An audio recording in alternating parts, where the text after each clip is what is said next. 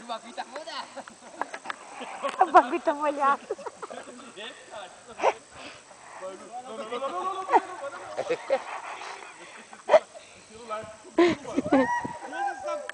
E o que você tá fazendo com o celular? A ponta do barco tá dentro do rio. Tá afundando. Só os patos tá rindo lá. Os patos também tá rindo. Esse Giovanni é terrível, né? Quantos anos ele tem, né? Acho que 14, 13. 14.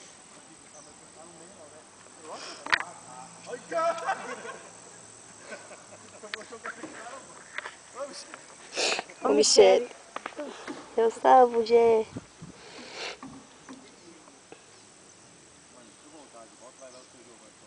Vai tentar nada, vai nada.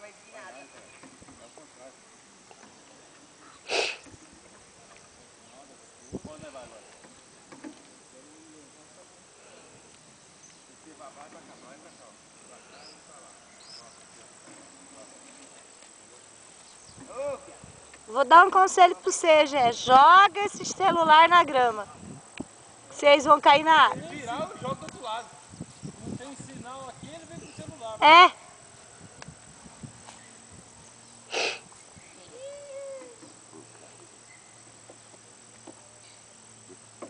Mais de 1000 fotos aqui já filmamos. Nossa, você é doido. Tava olhando aí agora de manhã, tem um monte já.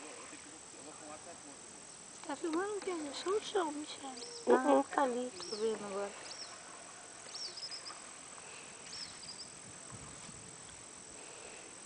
Tem 2 remos, mãe? Tem. Esses formiguinhos falaram, mãe, eu.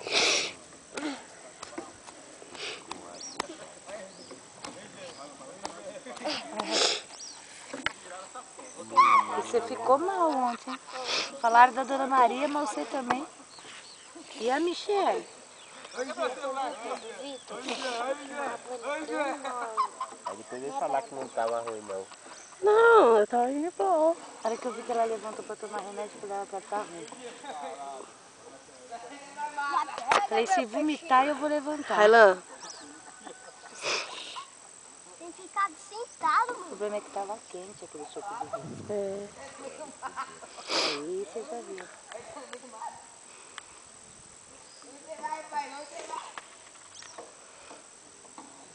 Eles vão se enfiar ali no meio e depois eles não vão conseguir sair. Olha como tá balançando do lado do seu pai. É. Eu tô falando, já vai acabar perdendo o celular. Olha lá, olha lá, olha lá.